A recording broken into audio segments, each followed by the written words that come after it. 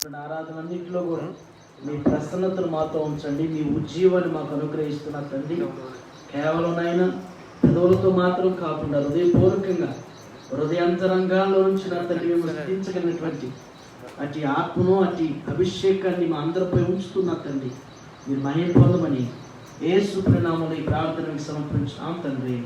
ఆమేన్.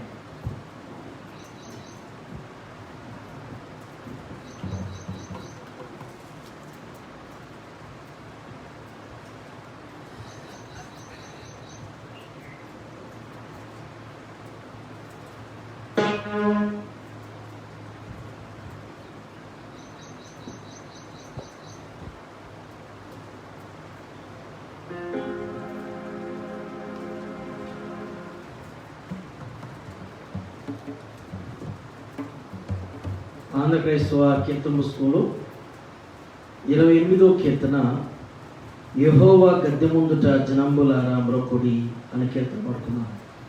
చిన్న కీర్తన పుస్తకంలో 28వ కీర్తన. ఈ కీర్తన పాడుతూ మనందరం కూడా ఉదయకాల సమయంలో దేవుణ్ణి మహింపరుచుకున్నాం. యెహోవా గద్దె ముందుట అనే కీర్తన పాడుతున్నాం. యెహోవా గద్దె ముందుట జనంబులారా మ్రొక్కుడి, యెహోవా గద్దె ముందుట జనంబులారా మ్రొక్కుడి, యెహోవా దేవుడే స్తుతి స్తుతింప జంపకసాయే, స్తుతింప జంపకసాయే, యెహోవా గద్దె ముందుట జనంబులారా మ్రొక్కుడి, స్వశక్తి చేతనాయనే మమ్ము సృజించి మాటిచే, స్వశక్తి చేతనాయనే మమ్ము సృజించి మాటిచే, భ్రమించు గొర్రె రీతిగా దంపంగా మళ్ళీ చేచెను, దంపంగా మళ్ళీ చేచెను, యెహోవా గద్దె ముందుట జనంబులారా మ్రొక్కుడి, సుకీర్తి పాడి గుంపులై ప్రసిద్ధి చేతుమాయన, సుకీర్తి పాడి గుంపులై ప్రసిద్ధి చేతుమాయన,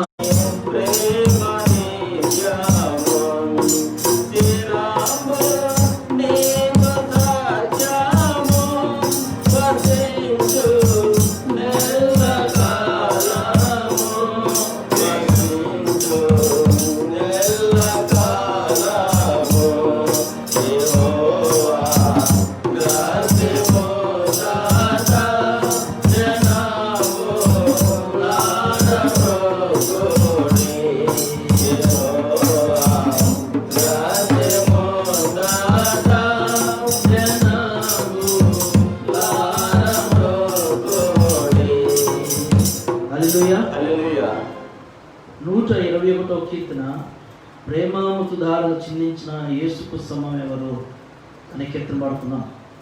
121వ కీర్తన, ప్రేమామృతధారలు చిందించిన యేసుకు సమం ఎవరు.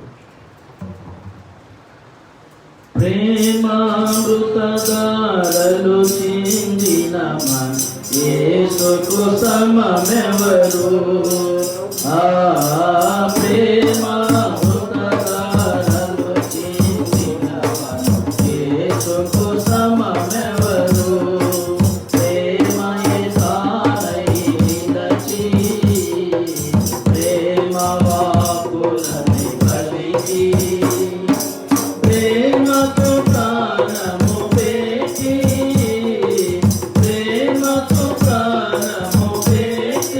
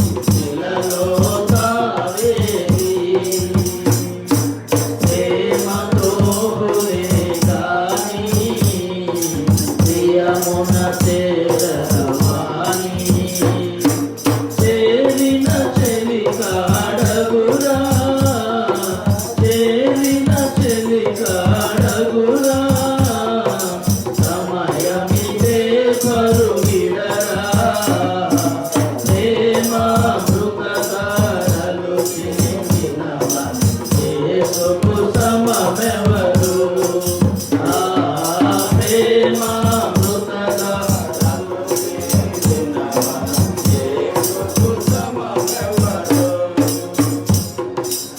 ఎంత ఘోర పాపాత్ములనైనా ప్రేమించును ఎంత ఘోర పాపాత్ములనైనా ప్రేమించును పాప భారముతో పాదములపై పడరా పాపుల రక్షకుడేసు పాపుల రక్షకుడేసు పాపక నిన్ను రక్షించు ప్రేమామృతగాథలు చిందిన యేసుకు సమమెవరు ఆ ప్రేమామృతగాథలు చిందిన యేసుకు సమమెవరు ఇంత గొప్ప రక్షణను నీవు చేసేదవేలా ఇంత గొప్ప రక్షణను నీవు చేసేదవేలా రక్షణ దినమిదియేరా రక్షణమే కనుగొనరా ఇది ఏ దేవుని వరము ఇది ఏ దేవుని వరము ముదమారగ చేకొనుము మృతగాథలు చిందిన మన యేసుకు సమమెవరు ఆ ప్రేమామృతగాథలు చిందిన మన యేసుకు సమమెవరు. హల్లెలూయా. మరొక కీర్తన పాడుతున్నాం 99వ కీర్తన రండి సువార్త సునాదముతో రంజలిస్తు అని నాదముతో అనే కీర్తన పాడుతున్నాం. రండి సువార్త సునాదముతో రంజలు సిలువని నాదముతో తాంబూర సితార నాదముతో ప్రభు యేసు దయానిధి సన్నిధికి ప్రభు యేసు దయానిధి సన్నిధికి ఏసే మానవ జాతి వికాసం ఏసే మానవ నీతి విలాసం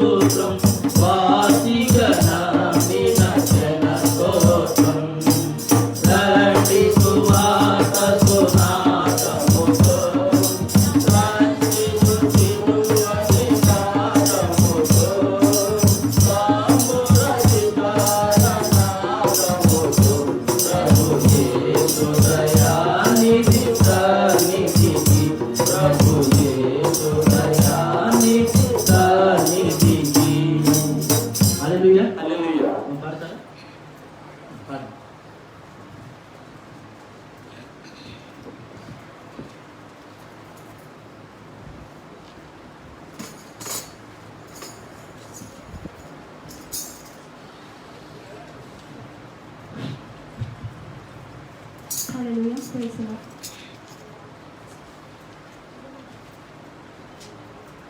అందరం కలిసి హల్లెలూయా హల్లెలూయా స్తోత్రములు పాడుదాం.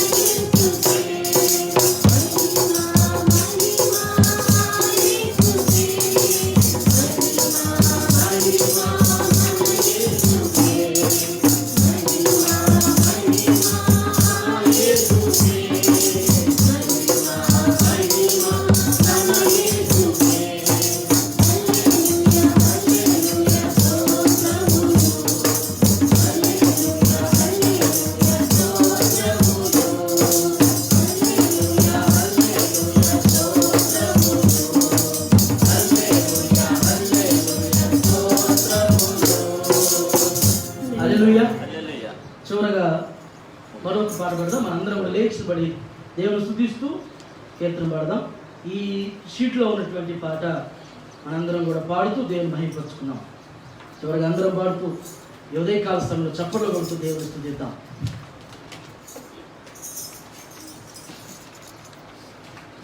సాంగ్ షీట్లు అందరికి వచ్చినట్లుంది. ఎవరికైనా రాకపోతే తీసుకురండి. అందరూ కూడా పాడుతూ క్రొత్త పాటలు దేవుని ఆరాధిస్తూ మహిమపరుచుకున్నాం. చెప్పండి.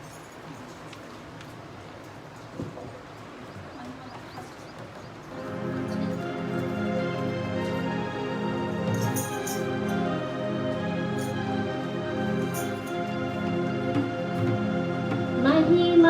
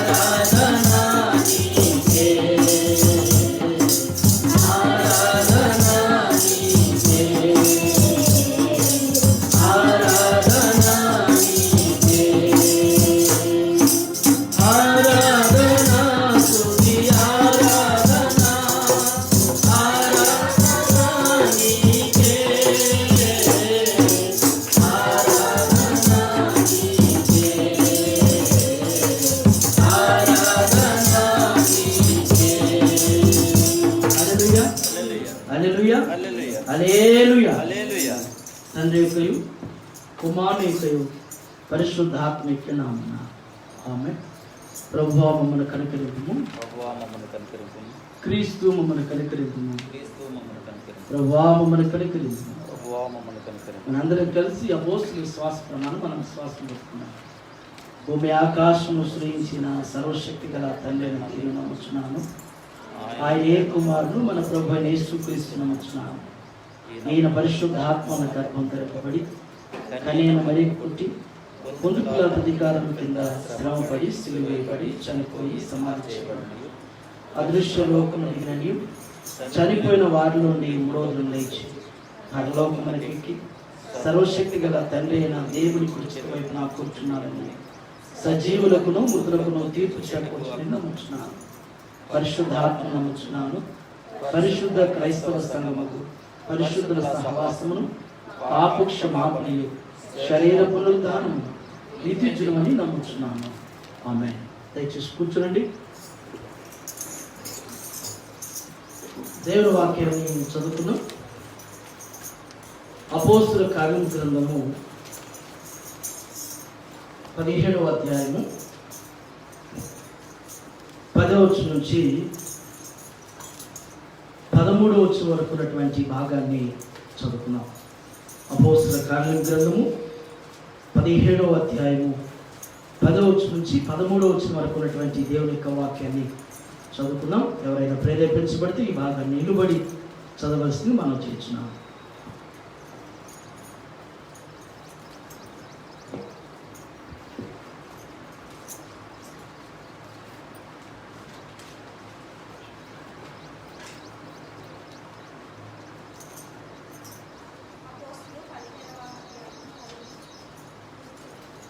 వెంటనే సహోదరులు రాత్రివేళ పౌలును సీలను ఓరయ్యకు పంపించి వారు వచ్చి యూదుల సమాజ మందిరంలో ప్రవేశించి మీరు తెస్సలోనికలో ఉన్న వారి కంటే గనులై ఉండిరి కనుక ఆసక్తితో వాక్యమును అంగీకరించి పౌలును సీలయ్యను చెప్పిన సంగతులు అలాగున్నవో లేవో అని ప్రతిదినము లేఖనములు పరిశోధించుతూ వచ్చింది. అందుచేత వారిలో అనేకులు గనుక గల దేశస్థులైన స్త్రీలలోనూ పురుషులలోనూ చాలా మంది విశ్వసించారు. అయితే బెరయలో కూడా పౌలు దేవుని వాక్యము ప్రచురించుచున్నాడని తెస్సలోనికలో ఉండు యూదులు తెలుసుకొని అక్కడికి వచ్చి జన సమూహములను రేపి కలవరపరిచారు. మనం వచ్చేట్లయితే ప్రార్థన చేసుకున్నాం.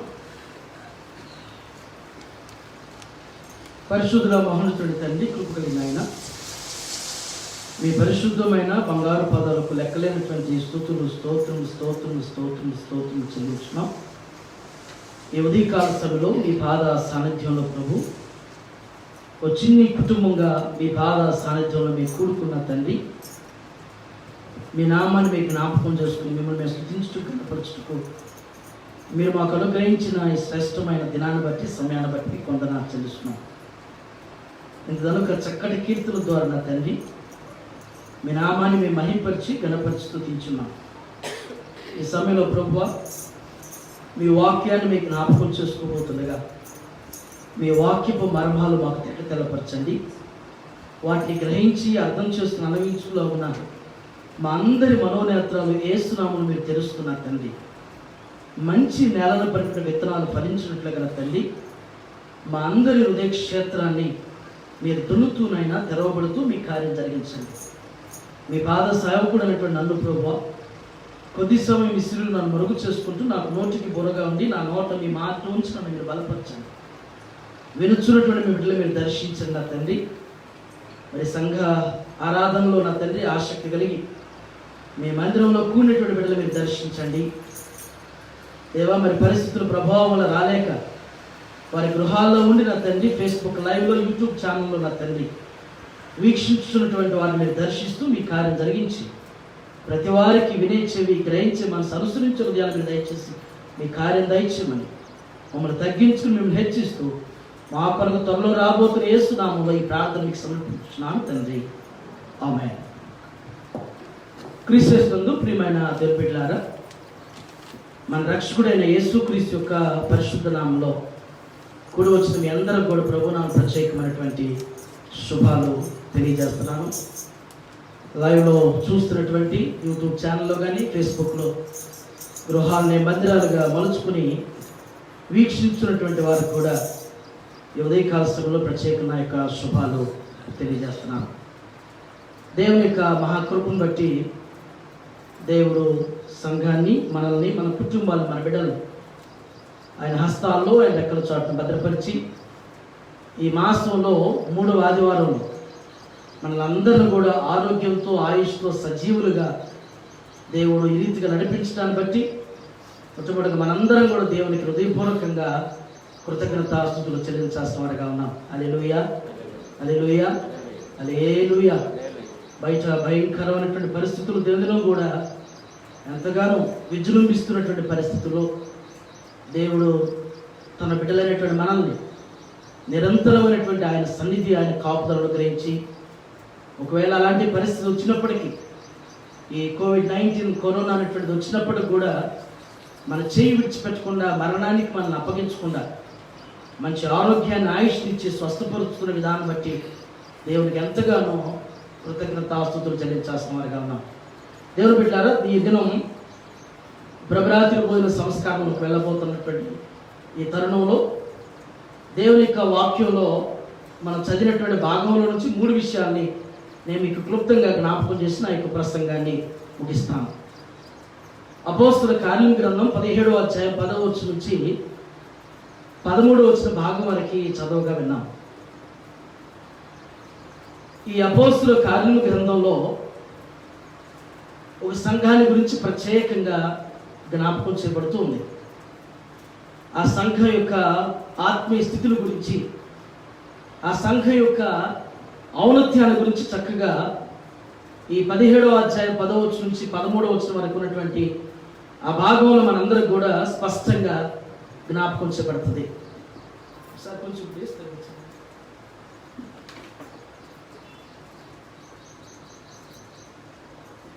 ప్రత్యేకంగా మనకి జ్ఞాపకం చేస్తున్నటువంటి సంఘం ఏంటంటే బెరాయా అనేటువంటి సంఘాన్ని గురించి జ్ఞాపకం చేయబడుతుంది. గ్రీకులో బేరియా అనేటువంటి మాట అంటారు. బేరియా అంటే ఓపెన్ మైండ్, ఏది కూడా మనసులో ఉంచుకోకుండా, ఏది కూడా దాచకుండా, ఏదైతే అనుకుంటున్నారో తన మనసులో ఏ ఆలోచన ఏది కలిగి ఉందో అది బహిరంగంగా, అది ఒప్పైనా తప్పైనా, అది ఎలాంటి పరిస్థితి అయినా కానీ ఖచ్చితంగా జ్ఞాపకం చేసినటువంటి సంఘం బేరియా సంఘం. ఈ సంఘం థెస్సలోనికయ సంఘానికి ఇంచుమించు 100 కిలోమీటర్ల దూరంలో ఉండిద్దంట పశ్చిమాన. ఈ బేరాయా అనేటువంటి సంఘం థెస్సలోనికయ అనేటువంటి పట్టణానికి, థెస్సలోనికయ అనేటువంటి సంఘానికి సుమారుగా పశ్చిమంగా 100 కిలోమీటర్ల దూరంలో ఈ సంఘం ఉంది.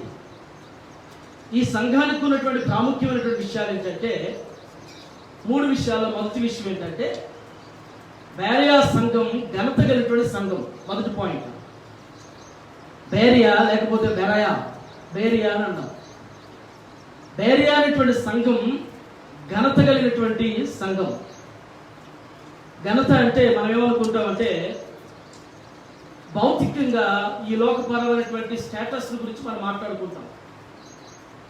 భౌతికంగా ఘనత అంటే మనం ఏమనుకుంటామంటే మన ఆస్తిని బట్టి మన ఘనతను, మన ఉద్యోగాన్ని బట్టి మన ఘనతను, మనం ధరించేటువంటి వస్త్రాలను బట్టి, వస్తువులను బట్టి సొసైటీలో స్టేటస్గా, ఒక ఘనతగా, ఒక ప్రాముఖ్యంగా, ఎంతో గొప్పగా మన జీవితంలో మనం ఊహించుకుంటూ ఉంటాం. అందుకని కీర్తనకారుడు 20వ సంకీర్తనలో 7వ వచనంలో రాస్తాడు, కొందరు రథములను బట్టి, కొందరు గుర్రములను బట్టి అతిశయపడుదురు, మనమైతే మన దేవుడైన యెహోవా నామమును బట్టి మనము అతిశయపడదు అంటారు. హల్లెలూయా, హల్లెలూయా. కొందరు రథములు బట్టి, కొందరు గుర్రములు బట్టి. అంటే రథాలు, గుర్రాలంటే అప్పటి ఆస్తి, అప్పటి ఐశ్వర్యం. ఎన్ని గుర్రాలుంటే, ఎన్ని రథాలుంటే, ఎన్ని బళ్ళుంటే, ఎంతమంది పనివారుంటే వారంతా ఘనతగా గొప్పగా చెప్పుకునేవారు. మా ఇంట్లో ఇన్ని రథాలు ఉన్నాయి, మాకు ఇన్ని గాడిదలు ఉన్నాయి, మాకు ఇన్ని పాడావులు ఉన్నాయి, మాకు ఇన్ని ఇళ్ళు ఉన్నాయని చెప్పేసి వారి యొక్క స్టేటస్ కొరకు, వారి ఘనత కొరకు, వారి గొప్పతనంగా చెప్పుకునేటువంటి వారు. కీర్తనకారుడు అంటున్నాడు, వారైతే కొందరు గుర్రాలను బట్టి, రథాలను బట్టి, వాటిని బట్టి, వారి ఐశ్వర్యాన్ని బట్టి వారు అతిశయపడతారు. మనమైతే ఎవరిని బట్టి అతిశయపడాలి? దేని బట్టి మనం అతిశయపడాలి? హల్లెలూయా. దేనిని బట్టి అంటే ఘనత. అంటే మనం దేనిని బట్టి మనం సంతోషపడాలి, దేని బట్టి మనం అతిశయపడాలంటే దేవుడు మనకిచ్చిన ఆత్మీయ స్థితిని బట్టి. హల్లెలూయా. ఈ రోజున స్పిరిచువల్ స్టేటస్ గురించి మనం అసలు ఆలోచించలేదు.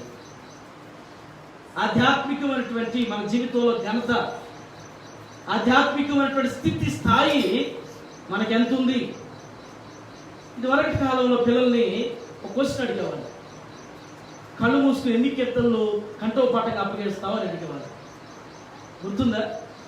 మన పేరెంట్స్ కానీ లేకపోతే మన పెద్దవాళ్ళు, పూర్వీకులు, వారు అడిగేవారు. నువ్వు వారు నేర్పించేవారు. వారు అడిగేవారు, ఎన్ని కీర్తనలు నువ్వు కంఠోపాఠంగా కళ్ళు మూసుకుని చెప్పగలుగుతావు అని అడిగేవారు. ఇప్పుడు పిల్లలకి మొదటి కీర్తన వచ్చా? కనీసం మొదటి కీర్తన, సంకీర్తన మొదటి కీర్తన మన పిల్లలకి నేర్పించామా? కనీసం ఎప్పుడైనా జీవితంలో నిన్నటి దినాన మన సండే స్కూల్ టీచర్స్ ఒక మెసేజ్ పెట్టారు. చూసారా మెసేజ్? చూసిన వాళ్ళు చేయొద్దండి. అప్పుడప్పుడు చర్చ్ నుంచి ఏం వస్తున్నాయో కూడా చూస్తూ ఉన్నాను. మరీనా ఫేస్బుక్లో, యూట్యూబ్లో ఏం పెడితే చూస్తారు, చర్చికి చూడరు అసలు. ఆ సండే స్కూల్ టీచర్స్ ఏం పెట్టారంటే, ఎగ్జామ్స్ పెట్టబోతున్నాం, ఎవరు రాస్తారు, రాసినటువంటి పిల్లలకి ఒక గిఫ్ట్స్ని వారి ఇళ్ళకి మేము పంపిస్తాం, మీరు వచ్చి తీసుకోవాల్సిన పని లేదని పెట్టారు. ఈ మాట పెట్టగా తప్పకుండా యాడ్ అయిపోయానండి. నేను అది పెట్టిన తర్వాత చూస్తూ ఉన్నా ఎంతమంది పేరెంట్స్ అది చూసిన తర్వాత ఎంతమంది రియాక్ట్ అవుతారు, ఎంతమంది వారి పిల్లలతో ఎగ్జామ్ రాయిస్తామని చెప్పి చెప్తారని చెప్పి చూస్తే వెంటనే పేరు తర్వాత ఫోన్ నెంబర్, పేరు తర్వాత ఫోన్ నెంబర్లు అని అంటే మంచిది. హల్లెలూయా. ఈ విధంగా రెస్పాండ్ అయ్యారు. ఈ విధంగా మన పిల్లలకి అంటే గిఫ్ట్స్ కొరకో లేకపోతే ఇంకోటి కొరకు కాదు, మన పిల్లలకి నేర్పించిన అవసరం. ద్వితీయోపదేశ కాండం 6వ అధ్యాయంలో దేవుడు మోషే ద్వారా చెప్పించాడు, నీ పిల్లలకి వాటిని అభ్యసింపజేయి, వాటిని నేర్పింపజేయి, వాటిని వారి చేతులకి బాసికాలుగా, వారి చేతులకి వారి నొసట మీద బాసికాలుగా కట్టించు. వారు కూర్చున్నప్పుడు, వారు లేచినప్పుడు, వారు పడుకున్నప్పుడు వాటిని వారికి నేర్పించి అభ్యసింపజేయమన్నటువంటి మాట జ్ఞాపకం చేస్తారు. దేవుని బిడ్డలారా, నేటి కాల పోటీ ప్రపంచంలో ఈ లోకపరమైనటువంటి స్టడీస్ విషయంలో చాలా ఆసక్తి చూపిస్తాం, చాలా ఖర్చు పెడతాం. వాటి కొరకు ఏం కావాలంటే, ఎలాంటి ఫెసిలిటీస్ ఇవ్వాలంటే అలాంటి ఇస్తాం. కానీ దేవుని వాక్యాన్ని నేర్చుకోవటంలో మన పిల్లలు కరువుగా ఉన్నారో లేదో చూసుకోం. ఎప్పుడు కూడా స్పిరిచువల్గా మన బిడ్డలు మనం ఉంటున్నాము, మన పిల్లలు నేర్చుకోగలుగుతున్నారు లేనటువంటి మాత్రం తెలుసుకోలేము. ఇప్పటికీ మన పిల్లలకి ప్రార్థన చేయటం అలవాటు చేసావా? వాక్యం చదవటం, ప్రార్థన చేయటం, మోకరించటం, ప్రైజ్ ది లార్డ్ చెప్పటం. పాస్టర్ గారు కనపడ్డప్పుడు మాత్రం అడుగుతారు, అరే పాస్టర్ గారు వచ్చి ప్రైజ్ ది లార్డ్ చెప్పవా అని. వాడికి అలవాటు చెప్తేనే కదా రోజు వాడికి పాస్టర్ గారిని ఆదివారం వచ్చి కనపడ్డప్పుడల్లా ముందు ప్రైజ్ ది లార్డ్ అనేది మనం చెప్పి మన పిల్లలు చూసి నేర్చుకుంటారు. మనమే చెప్పకపోతే, మనమే చేయకపోతే మన పిల్లలకి ఎలా వస్తుంది? మనమే మోకరించి ప్రార్థన చేయకపోతే, మనమే దేవుని వాక్యాన్ని పఠించినటువంటి అనుభవం మనకు లేకపోతే మన పిల్లలకి ఎలా వస్తాయి? బేరియా సంఘం ఘనత కలిగినటువంటి సంఘంగా నిలిచినటువంటి సంఘం. దేవుడు కొన్నిసార్లు మనకి కనువిప్పులు కలుగు చేయటానికి సోషల్ స్టేటస్ గురించి మాట్లాడతాం కదా, ఆ యొక్క స్థితిని గురించి బైబిల్లో సందర్భంలో రాయిస్తాడు. మీరు ఏబు గ్రంథాన్ని మీరు చూస్తే మొదటి అధ్యాయం 3వ వచనంలో ఏబుని గురించి, ఏబు యొక్క ఆస్తిపాస్తుల యొక్క లిస్టుని అక్కడ జ్ఞాపకం చేస్తాం. ఒకసారి చూడండి. ఏబు గ్రంథం 1వ అధ్యాయంలో 3వ వచనం చూడండి. ఏబుకున్నటువంటి సోషల్ స్టేటస్, తనకున్నటువంటి ఆర్థిక ఘనతల గురించి, సామాజిక ఈ లోకంలో పరమైనటువంటి ఆ ఘనతల గురించి, ఆస్తిని గురించి ఆ లిస్టులో రాస్తారు. చూడండి. అతనికి 7,000 గొర్రెలను, 3,000 ఒంటెలను, 500 జత ఎడ్లను, 500 500 ఆడగాడిదలను కలిగి బహుమంది పనివారులు కలిగి ఉన్నారు. హల్లెలూయా, హల్లెలూయా. నేను చాలాసార్లు చెప్తాను. ఒకసారి బైబిల్ లేని వాళ్ళు ఎవరు చేయొచ్చండి? బైబిల్ గిఫ్ట్ ఇస్తారండి, ఖచ్చితంగా ఇస్తాం చర్చ నుంచి. బైబిల్ లేనోళ్ళు తేనోళ్ళు ఇంట్లో ఉంటే రేపు సండే తీసుకురండి, లేకపోతే మాత్రం చెప్పండి, ఓపెన్గా చెప్పండి, ఓపెన్ మైండ్తో చెప్పండి. వేరే సంఘం వారికి ఖచ్చితంగా తీసుకొచ్చి ఇస్తారు బైబిల్. చర్చకు వచ్చేటప్పుడు మీ బైబిల్ మీరు తెచ్చుకోండి. మీ బైబిల్, మీ పుస్తకం, మీ కీర్తన పుస్తకం ఇస్తాం కూడా అవసరం లేదు. మీ ఒక నోట్బుక్, ఒక పెన్, ఖచ్చితంగా రెఫరెన్స్ నోట్ చేసుకోవడానికి, రాసుకోవడానికి ఒక బుక్, ఒక పెన్ అనేటువంటిది ఖచ్చితంగా మన క్యారీ చేయాలి చర్చకు వచ్చేటప్పుడు. ఏబు యొక్క ఆర్థిక ఉన్నటువంటి ఔన్నత్యాన్ని గురించి దేవుడు ఇక్కడ రాయిస్తూ ఉన్నాడు. అదే ఏబు గ్రంథంలో వచ్చేటప్పటికి 42 చివరి భాగంలో చూడండి, 12వ వచనంలో. ఏబు గ్రంథం 42 అధ్యాయం 12వ వచనంలో యెహోవా ఏబును మొదట ఆశీర్వదించిన దాని అంతటికంటే మరి అధికముగా ఆశీర్వదించను. అతనికి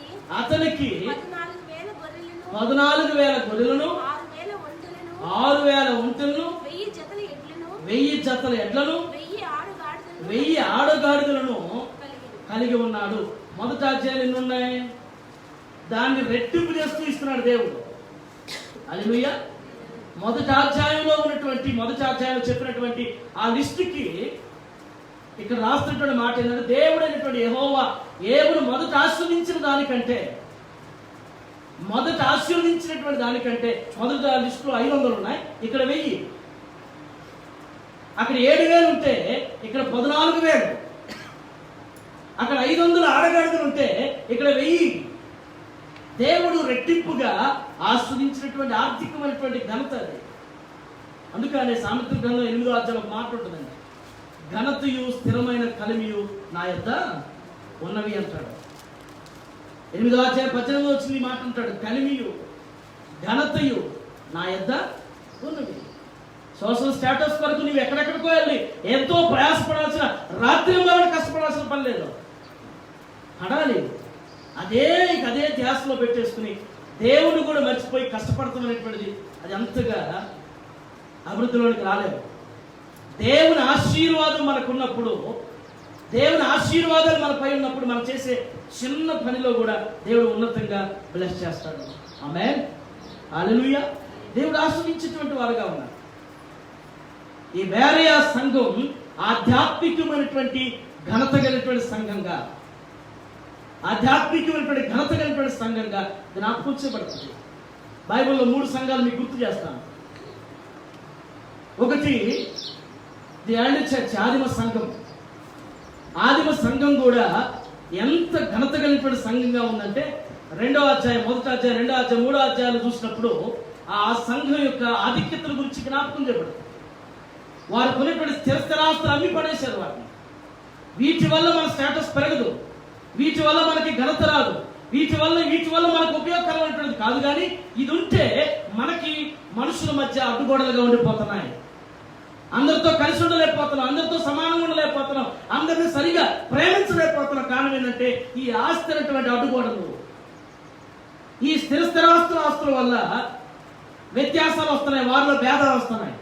నువ్వు మాకంటే ఎక్కువ ఉండేవాళ్ళు లేదా, మీరు మాకంటే గొప్పగా ఇల్లు ఉన్నటువంటి వాళ్ళే, మాకంటే బాగా భూములు ఉన్నాయి, పొలాలు ఉన్నాయి కదా అని చెప్పేసి వారిలో కలుగుతున్నటువంటి ఈ వ్యత్యాసాన్ని బట్టి దేవుడు వారికి ఇచ్చిన ప్రేరేపణ బట్టి వారికి ఉన్నటువంటి స్థిర ఆస్తులు అమ్మి అవసరతల్లో ఉన్నటువంటి వారికి పంచిచ్చేసేసారు. హల్లెలూయా. దేవుని బిడ్డలారా, 21వ శతాబ్దంలో అలాంటి రోజులు వస్తాయా భూమి మీదకి? అసలు 21వ శతాబ్దంలో స్వార్థం మరీ ఎక్కువైపోయింది.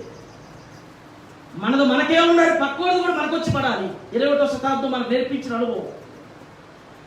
మనకే ఉండాలి, మన దానితో పాటుగా పక్కవాళ్ళది కూడా ఎవరిదన్నా ఉంటే ఉచితంగా వచ్చి పడాలి, కష్టపడకూడదు. ఇది ఏమంత క్షేమం అండి మనకి. హల్లెలూయా. మన కష్టం మనకు నిలుస్తుందండి, మన కష్టం మన పిల్లలకు ఆశీర్వాదం. అది ఉచితంగా తెచ్చుకున్నటువంటిది పాము లాంటిది. అది అన్యాయంగా, అక్రమంగా, మోసపూరితంగా తెచ్చుకున్నటువంటి, అన్యాయంగా తెచ్చినటువంటి ఆస్తి అది పాము లాంటిది. మనం ఎప్పుడో తెలుగులో చదివాం. ఒక చలిలో ఒలుగుతున్న పామును తీసుకొచ్చి పాలు పోసి పెంచినప్పుడు అదే తిరిగి ఆ వ్యక్తిని పాలు పోసి పెంచినటువంటి వ్యక్తిని కాటేస్తుంది. ధనాన్ని, ఆస్తిని అన్యాయంగా తెచ్చి పెట్టుకున్నా కానీ ఏదో ఒక రోజున అదే నీ జీవితానికి నాంది పలికి దాన్ని గుర్తు పెట్టుకునే జీవితంలో. ఈ ఆదిమ సంఘం అది గ్రహించింది. వారికి ఉన్నటువంటి స్థిర ఆస్తులు అటువంటిని అమ్మి పడేసి వారి అవసరతలు కొన్ని పనిచేసుకుని సంఘం దినదినం అభివృద్ధి చెందింది. ఇది ఫస్ట్ చర్చ్. రెండవ సంఘం అపోస్తల కార్యముల గ్రంథంలోనే ఇంకొక సంఘాన్ని, రెండవ కొరింథీయులకు రాసిన పత్రికలో 8వ అధ్యాయంలో మాసిదోనియా సంఘాన్ని గురించి జ్ఞాపకం చేయబడింది. రెండవ కొరింథీయులకు చూడవచ్చు, నేను చెప్పేస్తాను, టైం సరిపోతున్నాను. కొరింథీయులకు రాసిన 2వ పత్రిక 8వ అధ్యాయంలో మాసిదోనియా సంఘాన్ని గురించి జ్ఞాపకం చేయబడుతుంది.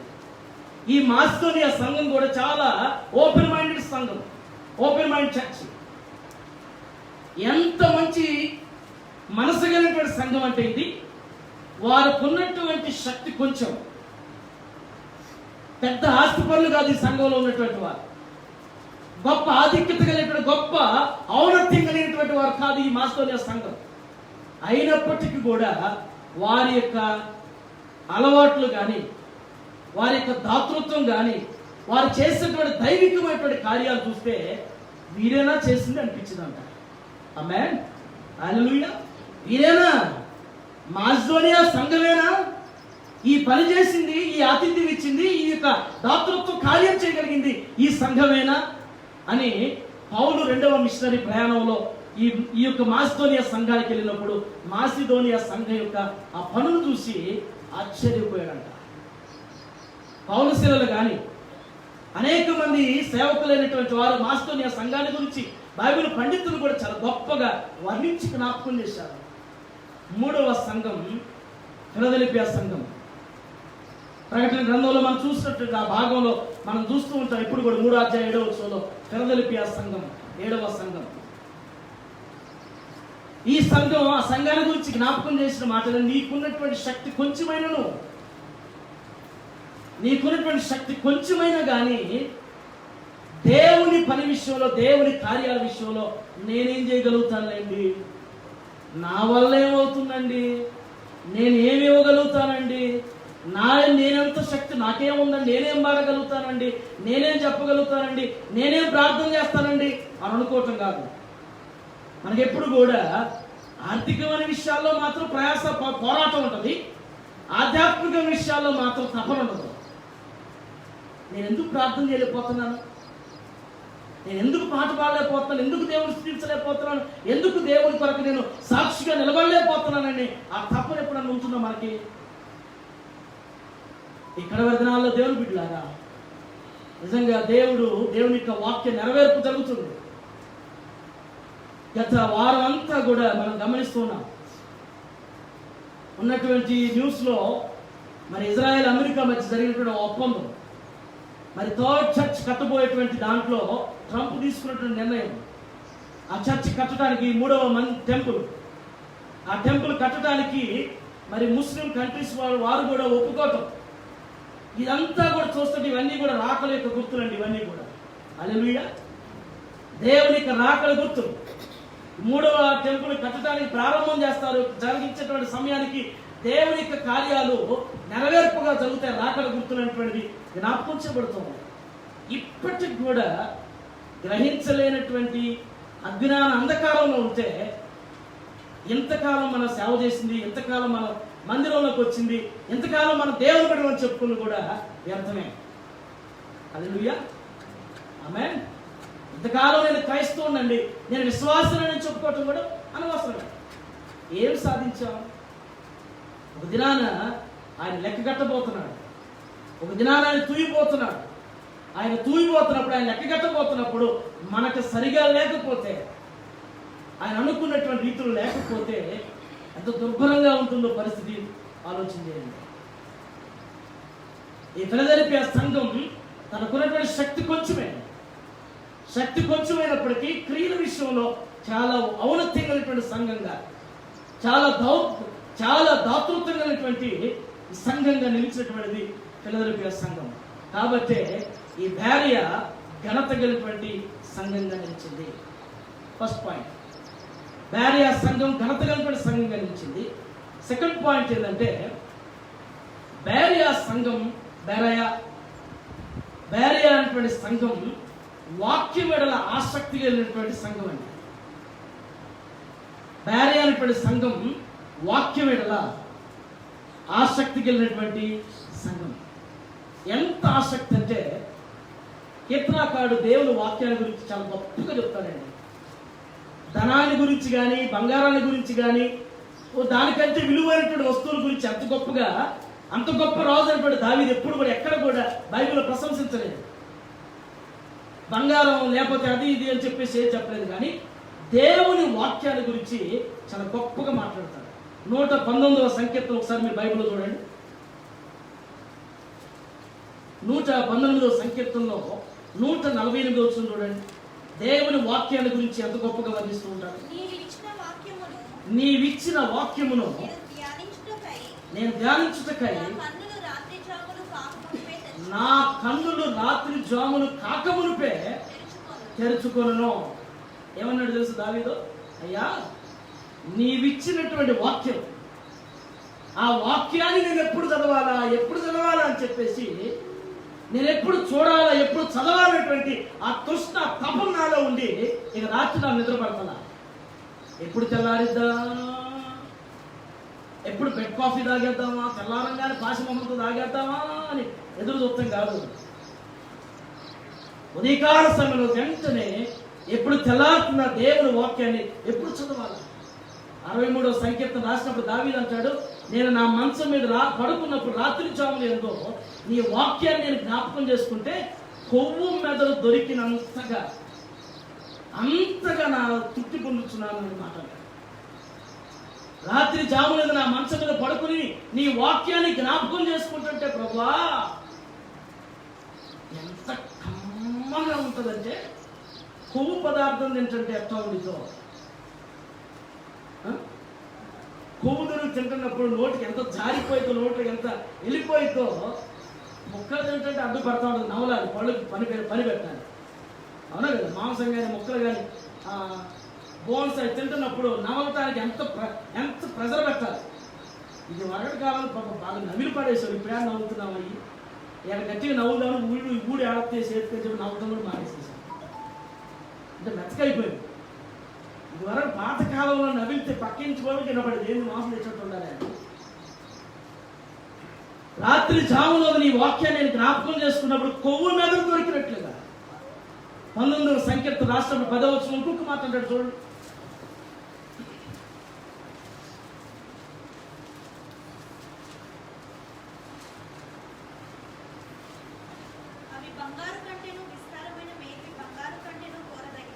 అవి బంగారము కంటేను విస్తారమైన మేలిమి బంగారము కంటేను కొరదగినవి, తేనె కంటేను జుంటి తేనె దారుల కంటే మధురమైనవి.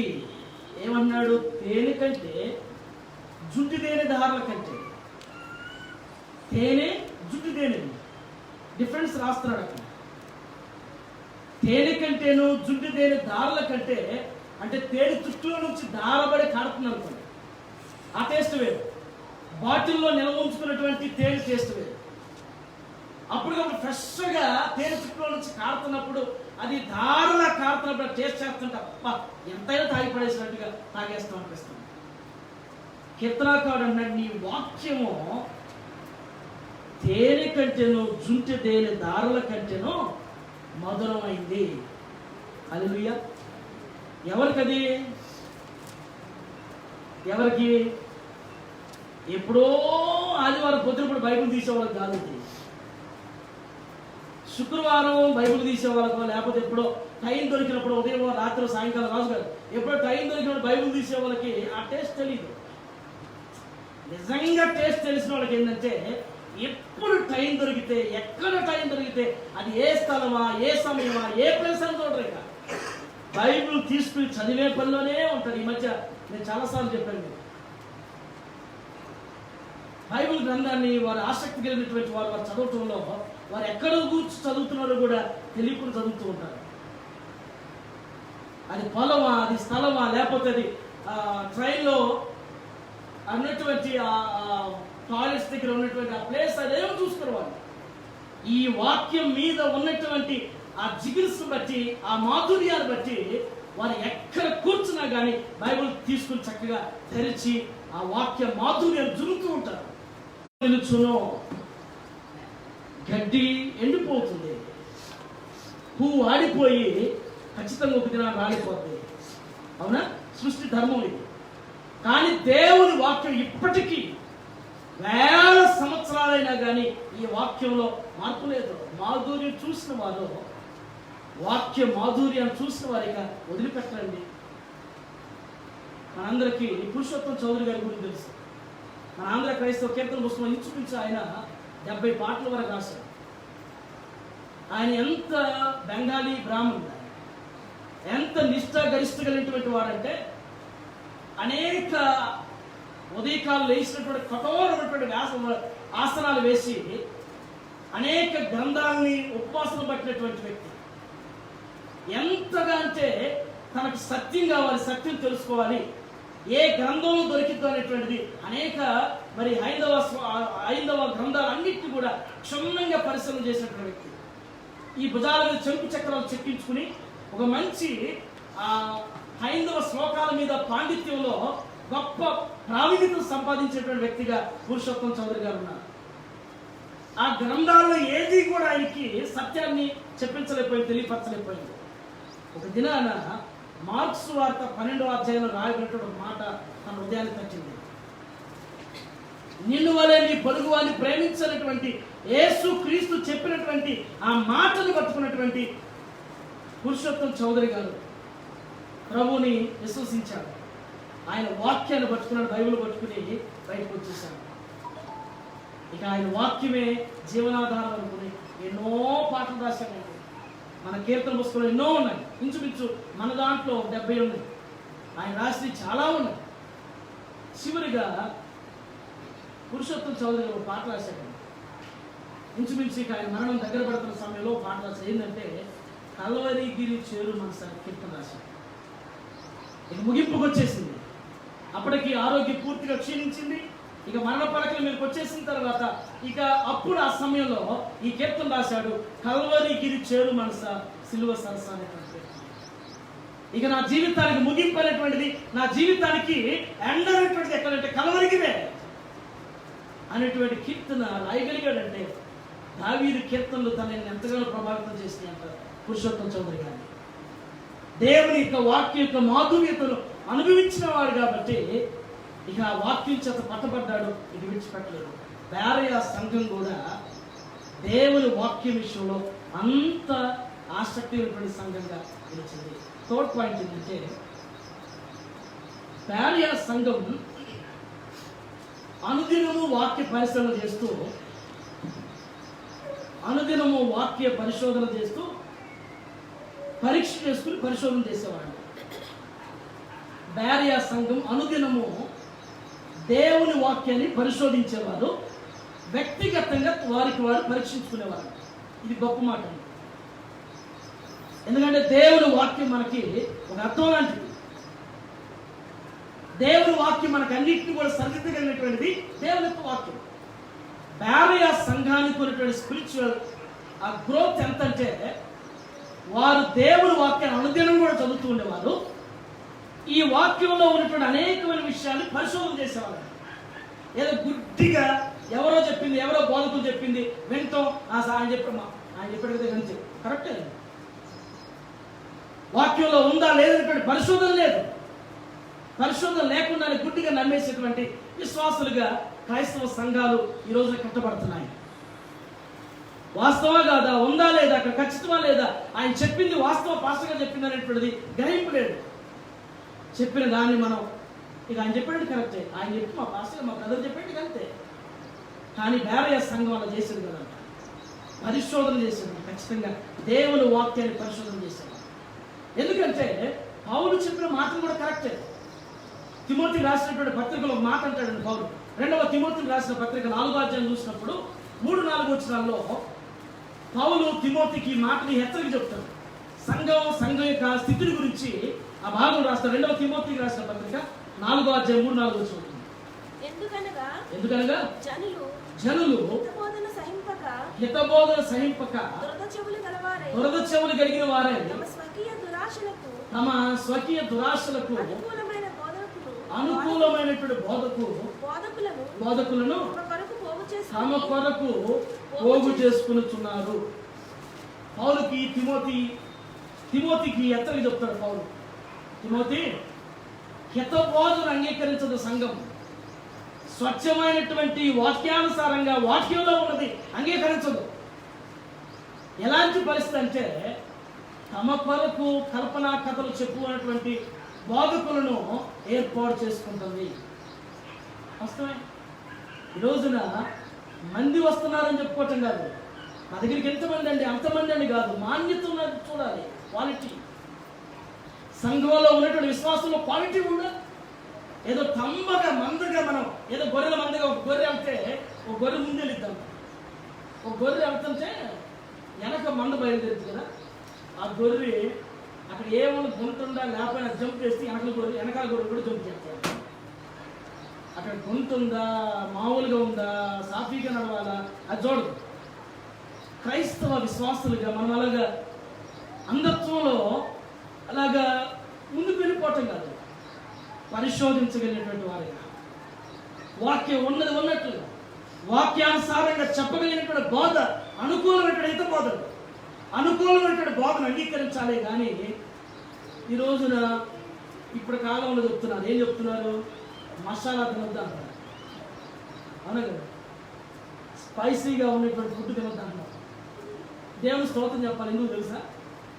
6 మాసాల నుంచి హాస్పిటల్ దగ్గర ఎస్డిటీ అని పోయేవాళ్ళు లేరండి. గ్యాస్ ట్రబుల్ అంటే ఎస్డిటీ అని పోయేవాళ్ళు లేరు, అవును కదండి? ఎస్డిటీ అంటే కడుపు వండుతుందనే లేదు. ఎందుకు? కారణం ఏంటి? కారణం ఏంటంటే గొప్ప కారణం ఏంటి? శుభ్రంగా ఇంట్లో ఉండే తినేస్తున్నాం. ఇది వరకే రోడ్డు మీద చెత్త చెదారం అంతా తినేవాళ్ళు. ఆ చెత్త తినటం వల్ల, చెదారం తినటం వల్ల, పాడు తినటం వల్ల కడుపులో అరక్క, దానివల్ల ఏమైపోయిందంటే ఎసిడిటీ, మంట మంట మంట అని చెప్పేసి అది లేదు కదా. దేవుని వాక్యం కూడా సేవకులు ఏం చేస్తున్నామంటే మసాలా వేస్తున్నాం. మసాలా వేస్తున్నాం. అబ్బా ఏం చెప్పాడండి మా భార్య, అబ్బా ఏం చెప్పాడండి. ఏముంది? మసాలా లేనటువంటి కూర ఆరోగ్యకరమా? మసాలా వేసిన కూర ఆరోగ్యమా? ప్రజలకు కదా. మసాలా వేసుకున్న కూర ఆరోగ్యమా? మసాలా లేకుండా స్పైసీ లేకుండా తిన్నటువంటి కూర ఆరోగ్యమా? ఏది శ్రేష్టం చెప్పండి? లేనటువంటి వరకు మనకు అర్థోళ్ళు చేపల కూర ఉండేది. ముగిస్తాను. కమ్మగా మట్టి చెట్లు ఉండేవి. ఏం వేసేవాళ్ళు కాదు. ఏదో కాస్త చింతపండు వేసి అల్లం సిన్నులపాయలు వేసి పెట్టేసేవాడు. ఉడికిన తర్వాత తింటే కమ్మగా ఉంది. ఇప్పుడు చేపల కూర ఉంటాం. గరం మసాలా, ఆ మసాలా, ఈ మసాలా, అది కాస్త ఇది కాస్త అది కాస్త అన్నీ వేసి దాంట్లో వేసి ఉడితే మొక్కలు ఎత్తుకోవాలి. ఏడవని చెప్తాను. హల్లెలూయా. ఎంత అప్పటి కూరలు ఆరోగ్యానికి శ్రేష్టమైనటువంటిగా ఉంది. ఇవి ఇప్పుడు ఈ మసాలాలు కూడా కడుపులో మంట. దేవుని వాక్యం స్వచ్ఛమైనటువంటిది, శ్రేష్టమైనటువంటిది. బేరియా సంఘం పౌలు సంఘానికి వెళ్ళాడంట ఒక దినాన్ని. బేరియా సంఘానికి పౌలు వెళ్తే పౌలు చెప్పిన తర్వాత ఈయన చెప్పింది కరెక్టా కాదని పరిశీలన చేశారంటండి. హల్లెలూయా. పౌలు చెప్పి వెళ్ళాడు ఆ సంఘానికి. ఎన్నో మిషనరీ ప్రయాణాలు చేసిన వాడు, పత్రికలు రాసినటువంటి వ్యక్తి, సంఘాన్ని స్థాపించినటువంటి వ్యక్తిగా ఉంటాడు పౌలు. బేరియా సంఘానికి వెళ్ళి ఆ సంఘంలో ప్రసంగం చేశాడు. ప్రసంగం చేసిన తర్వాత ఆయన చెప్పినటువంటిది ఇంటికి వెళ్ళి బేరియా సంఘం వారు అన్ని కూడా రిఫరెన్స్ అన్ని చెక్ చేసుకుని కరెక్టా కాదా, ఆయన చెప్పింది కరెక్టా కాదా, వాక్యం కరెక్టా కాదా అని పరిశీలన చేసేవారంట. ఇంకొకటి గొప్ప విషయం ఏంటో తెలిసి ఈ సంఘం గురించి, పౌల్ని నెక్స్ట్ డే వెళ్ళినప్పుడు వీడు అనేకమైన ప్రశ్నలు వేశారంట పౌల్ని. అయ్యా మీరు నిన్నటిది నాకు ఇలా చెప్పారు, ఈ మాట ఇలాగా నాకెందుకు ఈ మాట మీరు ఇలా చెప్పినప్పుడు నా హృదయానికి తాకింది, దీని యొక్క భావం అయితే నేను గ్రహించలేకపోతున్నాను, నాకు అర్థం కాలేదు, దీన్ని మీరు చెప్తే మరలా బాగుండు అని చెప్పించుకున్నటువంటి అనుభవం బేరియా సంఘం. హల్లెలూయా, హల్లెలూయా. అంటే పౌలుని ప్రశ్నించగలిగినటువంటి సంఘంగా ఉందంటే ఎంత ఆత్మీయత కలిగి ఉంటే ప్రశ్నించగలుగుతాం, అవునా కదా? ఇప్పుడు ఎదుటి వ్యక్తిని మనం క్వశ్చన్ చేసేటప్పుడు మనకు కూడా ఆన్సర్ తెలిసి ఉండాలి. మనం కూడా పక్కాగా ఉన్నప్పుడు ఆ వ్యక్తిని ఈ క్వశ్చన్కి ఆన్సర్ నువ్వు చెప్పగలుగుతావా, ఇది నువ్వు ఎక్స్ప్లెయిన్ చేయగలుగుతావా అని అడగలుగుతావు. అది మనకే తెలియనప్పుడు ఎలా అడగగలుగుతాం? బైబుల్ యొక్క అనుభవాలు, అనుభూతులు, బైబుల్ ఉన్నటువంటివి అన్నీ కూడా చదివిన వారి అనుభవాలు వీరుకున్న బేరియా సంఘం. స్పిరిచువాలిటీలో గ్రోత్ ఉంది వీళ్ళ దగ్గర. అందుకని వీళ్ళు అడుగుతున్నారు, ప్రశ్నలు వేస్తున్నారు. అయ్యా దీనికి మీరు చెప్పారు, దీనికి నాకు అర్థం కాలేదు, మళ్ళా చెప్పగలుగుతారా? దీనికి ఇద్దేనా ఆన్సర్, ఇద్దేనా, ఇదేనా అని చెప్పేసి బేరియా సంఘం పౌలు అడిగిందంట. కొన్నిసార్లు మనవాళ్ళు పబ్లిసిటీ అంటే దేని కొరకే తెలియదు కానీ కొన్నిసార్లు పాస్టర్స్ని లేకపోతే బైబిల్ ప్రీచర్స్ని అడుగుతూ ఉంటారు, ప్రశ్నలు వేస్తారు. ఆ ప్రశ్నలు విన్నారు ఎప్పుడన్నా? హల్లెలూయా, విన్నారా? మనం అడిగే ప్రశ్న మన యొక్క అజ్ఞాన స్థితిని జ్ఞాపకం చేస్తుందంట. మనం అడిగే ప్రశ్న, మనం అడుగుతున్నప్పుడు మనకు ఎంత నాలెడ్జ్ ఉందో, బైబిల్ నాలెడ్జ్ ఎంత ఉన్నదో ఏంటనేటువంటిది మనం అడిగే ప్రశ్న బట్టి ఎదుటి వాళ్ళు గ్రహించగలుగుతారా, ఎదుటి వారికి అర్థమైపోయే పరిస్థితి ఉంటుంది. అందుకని బేరియా సంఘం మాత్రం వాక్యాన్ని దినదినం కూడా పరిశోధించి పరీక్షించుకునే వ్యక్తిగతంగా ఈ వాక్యానుసారమైనటువంటి జీవిత అనుభవం నా జీవితంలో ఉందా లేదనేటువంటిది గ్రహించేవారు. నిజంగా ఈ సంఘం అందుకని ప్రత్యేకంగా అభినందించబడిన సంఘం కనిపించింది. మాసిదోనియా సంఘం కానీ, ఫిలదెల్ఫియా సంఘం కానీ, ఆదిమ సంఘం కానీ, ఈ సంఘ లిస్టులో బేరియా అనేటువంటి సంఘం కూడా చర్చబడిందంటే ఆ ఆధిక్యతను, ఆ ఘనతను సంఘం కలిగి ఉంది. ఈ రోజున వ్యక్తిగతంగా మనం ఎలా ఉన్నాం, మన సంఘం ఎలా ఉందో చిన్ని ప్రశ్న. వ్యక్తిగతంగా మనం ఎలా బలపరచబడుతున్నాం, వ్యక్తిగతంగా దేవుని వాక్యాన్ని మొదటి కీర్తన 1:2 చెప్పినట్లుగా యెహోవా ధర్మశాస్త్రమును దీవారాత్రులు ధ్యానించువాడు ధనుడు చెప్పినట్లుగా మన అనుభవంలో దేవుని వాక్యాలు ప్రతిదినం కూడా ధ్యానించగలుగుతున్నామా? నేను చాలాసార్లు చెప్పాను, చదవటం వేరు, ధ్యానించడం వేరు. చదవటం వేరు, చదివి ముగించేస్తాం. ధ్యానించడం అంటే చదివినటువంటి దాని మీద దేవుని యొక్క సహాయం, దేవుని యొక్క నడిపింపు వచ్చేంత వరకు కూడా ధ్యానించడం, మెడిటేషన్ చేయడం. అక్కడ రాయగలిగిన మాట ఏంటంటే ధ్యానం, చదవటం కాదు. యెహోవా ధర్మశాస్త్రము దీవారాత్రులు ధ్యానించినటువంటి వారు ధన్యుడు. ఆ అనుభవంలోనికి మనం ఇప్పటి వరకు వచ్చామో లేదో, ఒకవేళ రాకపోయినా కానీ ఇప్పటి వరకు ఇది మిక్కిలి అనుభవం సమయం. దేవుని వాక్యం మనందరికీ దగ్గరలో ఉంది, దేవుని వాక్యం మన ఇంటిలో ఉంది, మన చేతికి వచ్చేసింది. ఈరోజు ఈ వాక్యాన్ని మనం గ్రహించకపోతే, ఈ వాక్యం యొక్క విలువను మనం గుర్తించలేకపోతే, మనం ప్రపంచంలో బిల్ గేట్స్ గురించి గొప్పగా చెప్పుకుంటాం. బిల్ గేట్స్ అనేటువంటి వారు అనేక పర్యాలు బైబిల్ గ్రంథాన్ని చదివినటువంటి వారు. మొదటి బైబిల్ ఆక్షన్ ఇస్తే ఎక్కువ మొత్తంలో పాడి పని తీసుకున్నటువంటి వారు బిల్ గేట్స్. దాని యొక్క ఔన్నత్యం, బైబిల్ కొన్నటువంటి ఘనత, ఆ శక్తి ఎంతో తెలిసిన వారు కాబట్టి ఎక్కువ డబ్బులు పెట్టి ఆక్షన్లో బైబిల్ పొందారు. మరి పొందిన తర్వాత ఆ బైబిల్ తీసుకొచ్చి బైబిల్ హౌస్కి ఇచ్చేసారు గిఫ్ట్గా.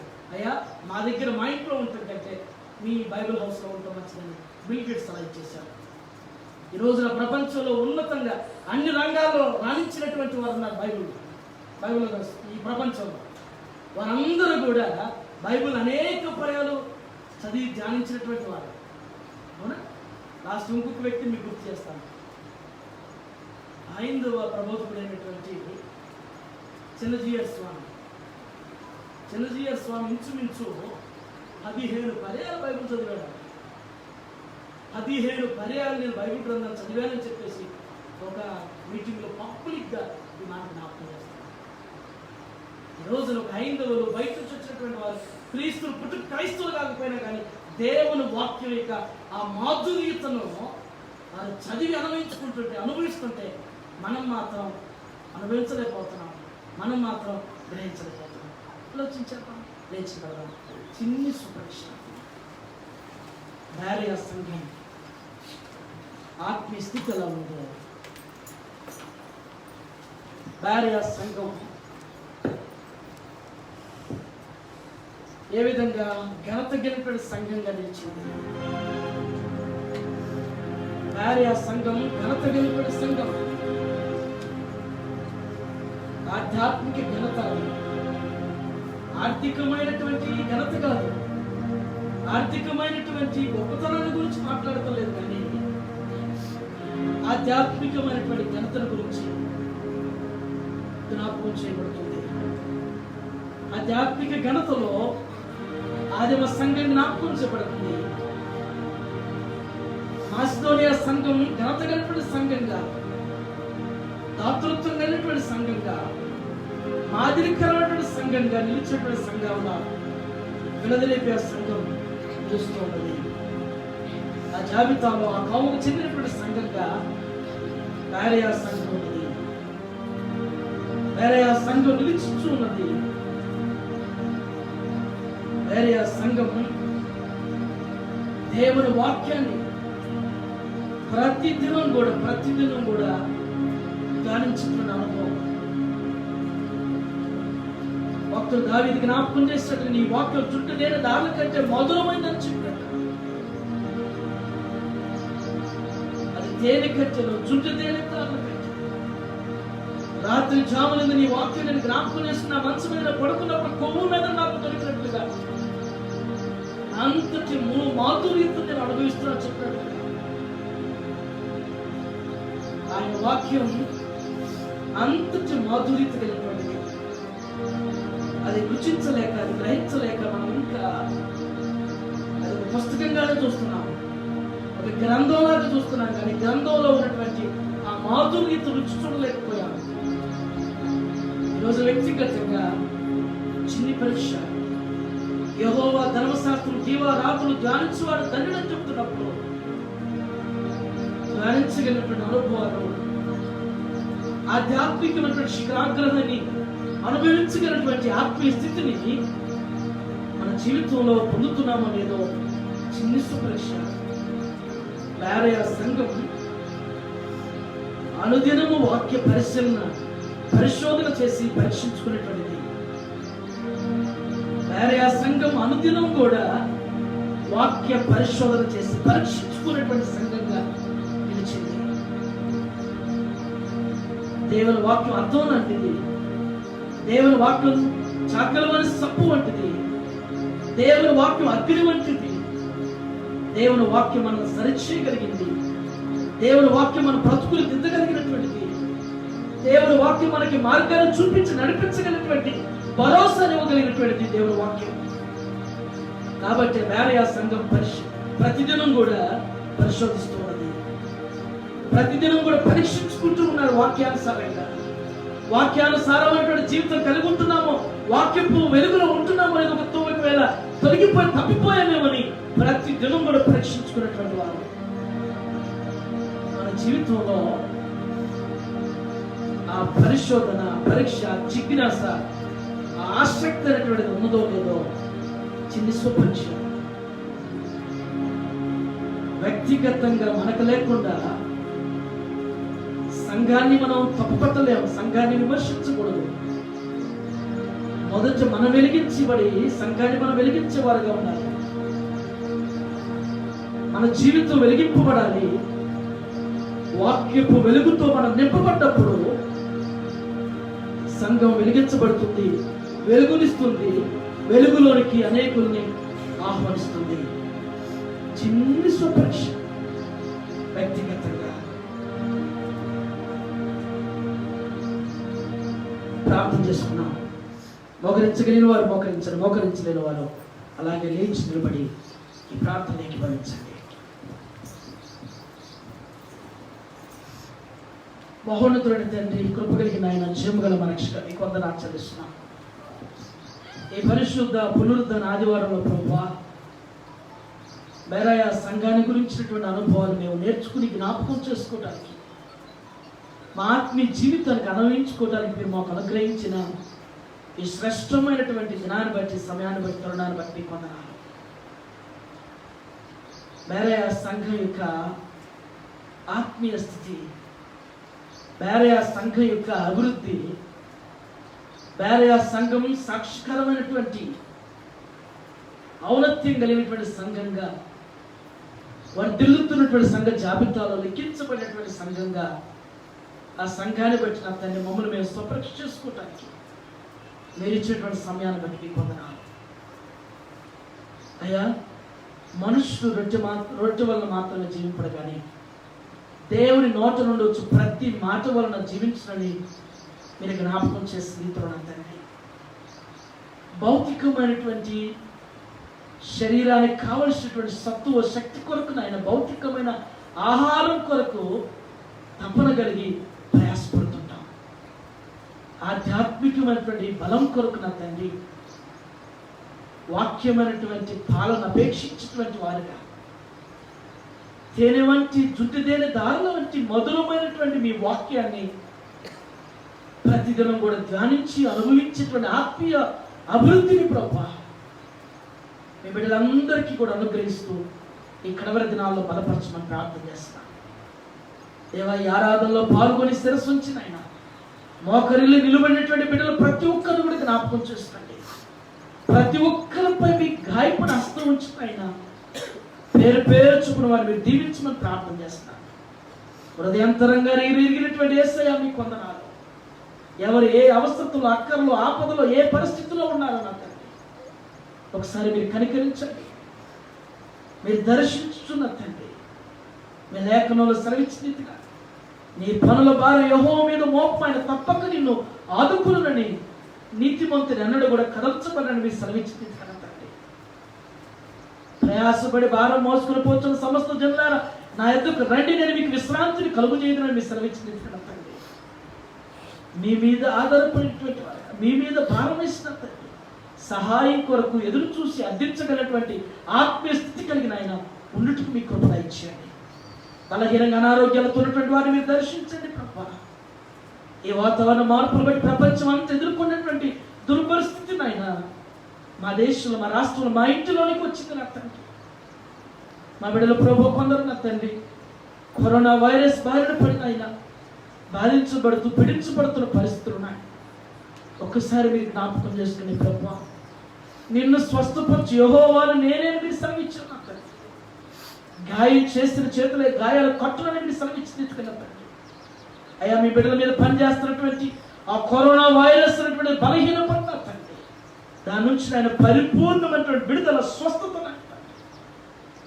యేసు నామములో కలిగిన ఆయన వారు విడిపించబడలాగున, స్వస్థపరచబడలాగున మీ కార్యం జరిగించమని ప్రార్థన చేస్తున్నారు. 91వ సంకీర్తనలో మీరు సెలవిచ్చింది తండ్రి మీ చాటును మమ్మల్ని దాచుతున్నాయి. మీ రెక్కల చాటు మీ యొక్క హస్తాలు మమ్మల్ని దాచిన తండ్రి. అయ్యా, బారిన పడకుండా ప్రభు మీ కాపులు అనుగ్రహించి సంరక్షించి నడిపించమని ప్రార్థన చేస్తాను. బిడ్డలు చేస్తున్నటువంటి వారి పనుల్లో, వారి ప్రయాణాల్లో, వారి బాధ్యతలు, వారి ఉద్యోగ సమస్యలు కూడా తండ్రి వారికి మీరు తోడుగా ఉండి నాయన క్షేమాన్ని, భద్రతను అనుగ్రహించి మీ కృపలో బలపరచండి. వారి అవసరతలన్నీ ఎరిగిన తండ్రి మీ కృప అడుగు వాటికంటే ఊహించే వాటికంటే ఉన్నతంగా అనుగ్రహిస్తాను సెలవిచ్చాను. అడుగుడి మీకు ఇవ్వడం, ఎదుగుడి మీకు దొరుకుడు, తట్టుడే మీకు తీయబడిన సెలవిచ్చాను తండ్రి. వారి వారి అక్కర్లో కొలదినైనా వారికి అనుగ్రహిస్తూ మీ కార్యాల ద్వారా సాక్షికరంగా స్థిరపరచమని ప్రార్థన చేస్తాను. చదువుతున్న బిడ్డలు మీకు జ్ఞాపకం చేసుకుని ప్రభు ఉద్యోగాలు కోల్పోయిన తండ్రి, నిరుద్యోగ సమస్యన తండ్రి ప్రయత్నాలు చేస్తున్నటువంటి బిడ్డలు మీరు దర్శించి వారి పట్ల మీ కార్యం జరిగించండి. చిన్న చిన్న చేతి వృత్తులు చేసుకున్న వారిని, అయ్యా చిన్న చిన్న వ్యాపారాలు చేసుకున్న వారిని మీకు జ్ఞాపకం చేసుకుని వారి జీవనోపాధి వృత్తులు మీరు దీవిస్తున్న తండ్రి.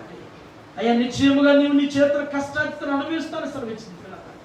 ఈ కరోనా వల్ల కలిగినటువంటి ఆర్థిక సమస్యను, ఆర్థిక నష్టాన్ని ప్రభా ఎవరు పూర్చలేండి కానీ మీరు మాత్రమే నాయన మాకు ఆర్థికమైనటువంటి వెసులుబాటును, అభివృద్ధిని అనుగ్రహించేవారు మీరు కాబట్టి మీ కార్యాలు మీ బిడ్డల జీవితంలో జరిగిస్తూ స్థిరపరచండి.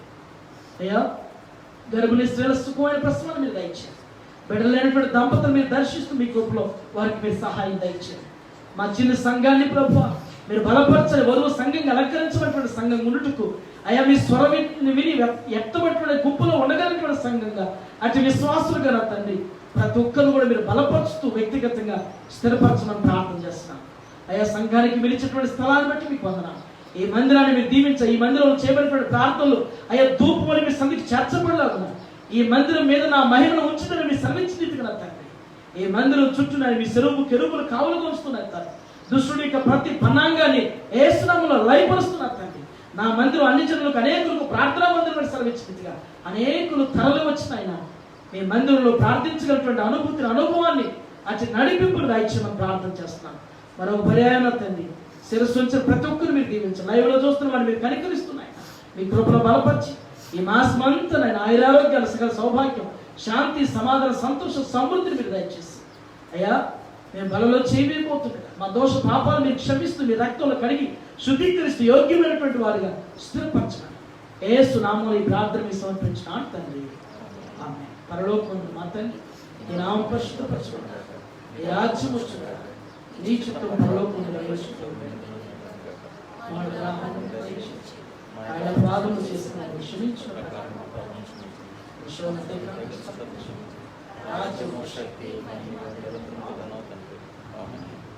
మన తండ్రి అయిన దేవుని ప్రేమ కుమారుని యేసుక్రీస్తు వారికి పరిశుద్ధాత్మ దేవుని కనిన సహవాసని కృప ఇప్పుడు ఎల్లప్పుడు సహకారం దేవుడు మీకు తోడైంది.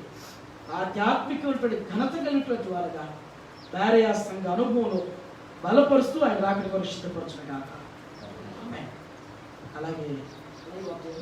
అలాగే ఉంటే మన ప్రవరాత్రి భోజన సంస్కారం పరిశుద్ధ